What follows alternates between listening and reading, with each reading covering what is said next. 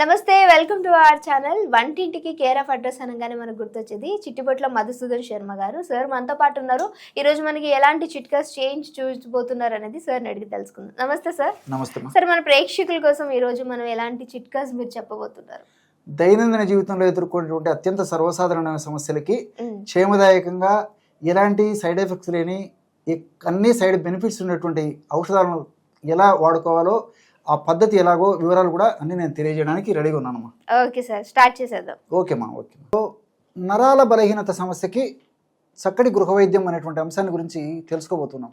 నరాల బలహీనత చిన్న వయసు నుంచి పెద్దల వరకు కూడా ఎక్కువ శాతం మందిలో ఈ యొక్క సమస్య అత్యంత సర్వసాధారణం అయిపోయింది.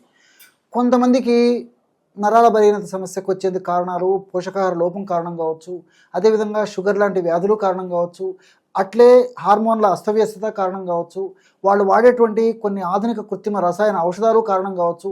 ఇలా వివిధ రకాల కారణాల రీత్యా కొంతమందికి నరాల బలహీనత వస్తూ ఉంటుందన్నమాట.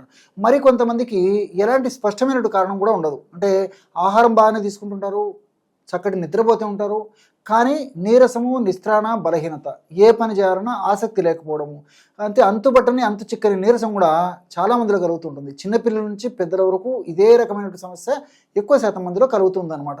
అట్లే మరి నేను ఇంతకుముందు చెప్పినట్టు చక్కటి పోషకాహారం తీసుకునేటువంటి వాళ్ళలో కలుగుతుంటుంది, చక్కటి నిద్రపోయేటువంటి వాళ్ళలో కలుగుతుంటుంది.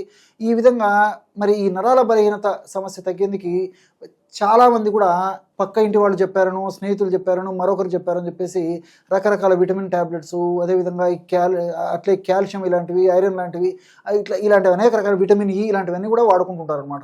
మరి నిజంగా పోషకాహార లోపం వల్ల, నిజంగా ఆ సమస్య వల్ల నరాల బలహీనత కలిగితే అవి ఆశాజనకంగా పనిచేసేటువంటి పరిస్థితి ఏర్పడుతుంది. కానీ మరి కారణం ఒకటయ్యి మనం ఆ యొక్క ఔషధం మరొకటి వాడితే అంత సమర్థవంతంగా కూడా పనిచేయకపోయేటువంటి పరిస్థితి ఏర్పడుతుంది. అంతేకాకుండా ఈ నరాల బలహీనత సమస్య వచ్చినప్పుడు ఆ సమస్యలో ఆ నరాలు లాగుతూ ఉంటాయి కాబట్టి ఆ యొక్క సమస్య నుంచి తగ్గించుకునేందుకు చాలామంది కాఫీ, టీ లాంటివి కూడా ఎక్కువ సేవించడం అలవాటు చేసుకుంటుంటారు అనమాట. ఇవన్నీ తాత్కాలికంగా ఉపయోగపడినప్పటికీ దీర్ఘకాలంలో వాడడం ఏమాత్రం క్షేమదాయకం కాదు, ఆరోగ్యదాయకం కాదు, ఆమోదయోగ్యం అంతకన్నా కాదు.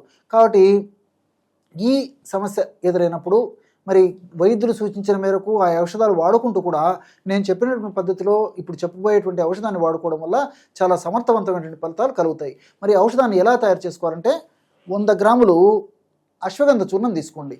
అశ్వగంధ పేరు లేని వ్యాధికి పెన్నేరు మందు అని చెప్పేసి మన పెద్దలు చెప్తూ ఉంటారు అనమాట. కాబట్టి వ్యాధి స్పష్టంగా తెలియనప్పుడు, ఈ వ్యాధి అని మనకు తెలియనప్పుడు కూడా ఈ అశ్వగంధ వాడుకోవడం వల్ల చాలా అద్భుతమైనటువంటి ఫలితాలు కలుగుతాయి. ప్రాంతీయంగా కొన్ని ప్రాంతాల్లో పెన్నేరు గడ్డలు అనేటువంటి పేరుతో పిలుస్తుంటారు, కొన్ని ప్రాంతాల్లో బొమ్మడోలు గడ్డ అనేటువంటి పేరుతో కూడా ఈ యొక్క అశ్వగంధాన్ని పిలుస్తూ ఉంటారు అనమాట. ప్రామాణిక కంపెనీ వాళ్ళు తయారు చేసేటువంటి ఈ యొక్క అశ్వగంధ చూర్ణాన్ని తెచ్చుకొని వాడుకున్నట్లయితే సమర్థవంతమైన ఫలితాలు కలుగుతాయి. 100 గ్రాములు అశ్వగంధ చూర్ణంలో 20 గ్రాములు వాము చూర్ణం కలిపేసేయాలన్నమాట. చూస్తున్నారు కదా, వాము, దీన్నే ఓము అనేటువంటి పేరుతోనూ, అదేవిధంగా అజవాయిన్ అనేటువంటి పేరుతోనూ పిలుస్తుంటారు అనమాట. వామును కాస్త వేయించేసేసి చూర్ణంలాగా తయారు చేసుకుని 20 గ్రాములు వాము చూర్ణాన్ని కలుపుకోవాలి.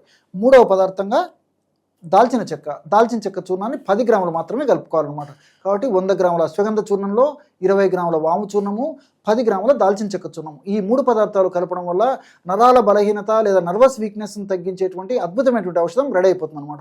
ఈ విధంగా తయారు చేసుకున్నటువంటి ఔషధాన్ని ఒక గాజు సీసాలో నిల్వ ఉంచుకొని రోజు రాత్రి పడుకునేటప్పుడు 1/2 టీ స్పూన్ పౌడర్, చిన్నపిల్లలైతే 1 గ్రామ్ అయితే సరిపోతుంది, వయస్సు పెరిగే కొద్దీ కాస్త డోస్ పెంచుకొని వాడుకుంటే సరిపోతుంది అనమాట. కాబట్టి మ్యాక్సిమం 1/2 టీ స్పూన్ వరకు ఈ పౌడర్ను మరి తగినంత తేనెతో కలిపి తీసుకోవచ్చు, లేకపోతే ఒక 50 to 100 ml మిల్క్లో కలిపి కూడా తీసుకోవచ్చు, లేదంటే నీళ్ళలో కలిపి కూడా తీసుకోవచ్చు అనమాట. ఈ విధంగా ఈ యొక్క ఔషధాన్ని వాడుకోవడం వల్ల చాలా సమర్థవంతమైన ఫలితాలు త్వరగా సత్వరమే కలిగేందుకు అవకాశం ఏర్పడుతుంది. అంతేకాకుండా ఆధునికంగా మనం ఆలోచన చేసినప్పటికీ అశ్వగంధలో ఉన్నటువంటి విథనాలాయిడ్స్ అనేటువంటి అనేక రకాల రసాయన పదార్థాలు ఈ నరాల బలహీనత సమస్య తగ్గేందుకు చాలా చక్కగా ఉపయోగపడతాయి.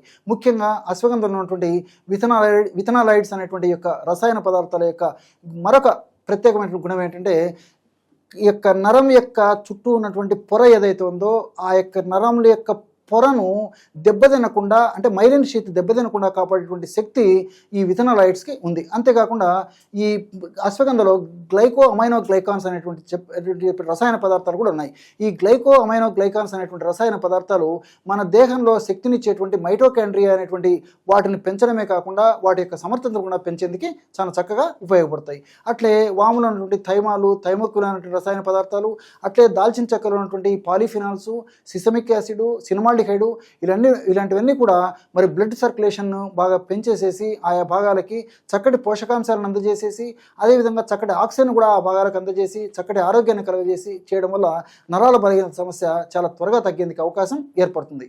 Thank you so much sir, చాలా మంచి ఇన్ఫర్మేషన్, అందరికీ యూజ్ అయ్యేటువంటి ఇన్ఫర్మేషన్. సో అది కూడా మన ఆయుర్వేదిక్లో చాలా న్యాచురల్గా చేసి చూపించారు కాబట్టి మీరు ట్రై చేయండి. ట్రై చేసిన తర్వాత మీ వాల్యుబుల్ కామెంట్ అనేది ఖచ్చితంగా కింద కామెంట్ చేయడం మర్చిపోవద్దు. ఇంకో వీడియోతో మళ్ళీ మీ అందరి ముందుకు వస్తాం. అప్పటి వరకు చూస్తూనే ఉండండి అవర్ ఛానల్.